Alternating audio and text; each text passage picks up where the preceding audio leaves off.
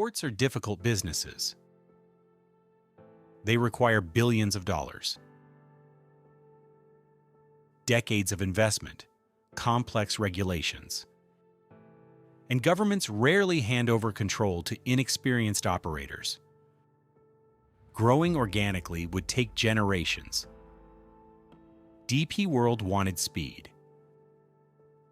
so it turned to acquisitions, and its first major move came with CSX World Terminals. The acquisition immediately expanded DP World's global footprint. Ports in Asia, ports in Europe, ports in the Americas. Overnight, the company became significantly larger. But this was only the beginning, because management had their eyes on something much bigger. P&O, the Peninsular and Oriental Steam Navigation Company, one of the oldest names in global shipping. Founded in the 19th century, its history was deeply intertwined with the British Empire. When Britain traded with India, when British ships crossed the Suez Canal, when global maritime networks expanded across continents, P&O was there. Its terminals stretched around the world. 29 terminals, 18 countries, a massive portfolio of strategic assets.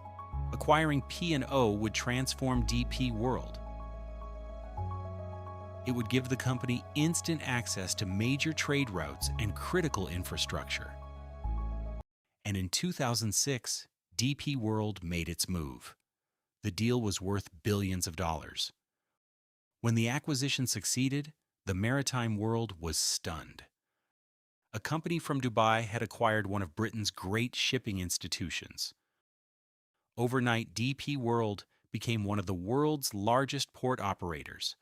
The company suddenly had terminals across Europe, Asia, Australia, North America, Latin America. Its transformation was astonishing. Only a few years earlier, DP World didn't even exist. Now it was operating some of the world's most important ports. But then something unexpected happened. Politics intervened, because among P&O's assets were operations in the United States. And suddenly, a question emerged. Should an Arab state-owned company manage American ports? The timing couldn't have been worse. The world was still deeply shaped by the events of September 11th. Security concerns dominated public discussions. American politicians reacted immediately. Congressional hearings followed. Media attention exploded. The controversy became international news. Supporters argued that DP World was simply operating terminals. Security itself remained under U.S. government control. Opponents remained unconvinced. The issue became politically toxic. Even President George W. Bush defended the transaction. Yet resistance continued growing. Eventually, DP World reached a compromise. It agreed to transfer its American operations. On the surface, the company appeared to have suffered a setback. But something else had happened. The entire world now knew the name DP World. A company from Dubai had become impossible to ignore. And more importantly, it still possessed one of the largest collections of port assets on Earth. The acquisition fundamentally changed the company's trajectory. DP World was no longer an ambitious regional operator. It was a global infrastructure giant. And now, it had another mission: find the future. And increasingly, the future seemed to lie in emerging markets. Imagine closing one road. Now imagine closing one ocean. That is essentially what happens when maritime choke points are disrupted. The modern economy depends upon a handful of extraordinarily important routes: the Suez Canal, the Strait of Malacca, the Panama Canal, the Bab al-Mandab Strait. These places appear small on maps, yet their importance is difficult to exaggerate. A huge percentage of global trade passes through them: energy shipments, food, consumer products, industrial materials. Entire economies depend upon their uninterrupted operation.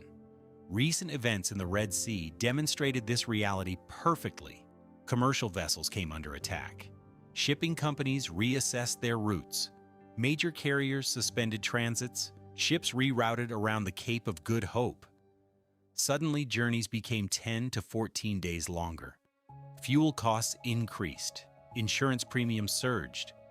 Delivery schedules collapsed. Ports became congested. Supply chains experienced delays. And consumers everywhere ultimately paid the price. A local security problem had become a global economic problem. This is why ports are not merely pieces of infrastructure. They are strategic assets. They influence national security, energy security, food security, economic resilience. They shape geopolitical relationships. Control over maritime infrastructure increasingly translates into influence. Countries understand this. Governments understand this. Companies like DP World certainly understand this, because ports do not exist in isolation. They are nodes, connections, gateways. A port in East Africa can influence trade in Europe. A disruption in the Red Sea can affect factories in Asia. Everything is connected. Even digital infrastructure depends upon maritime routes. Subsea cables carrying enormous amounts of global internet traffic frequently follow these same corridors. The oceans are no longer merely highways for ships. They are highways for globalization itself. DP World sits at the center of many of these networks. Its terminals connect continents. Its logistics corridors connect economies.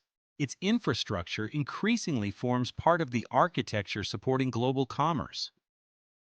And yet, even ports themselves are beginning to change, because handling containers is no longer enough. The future belongs to whoever can manage entire supply chains, and DP World has already begun preparing for that future.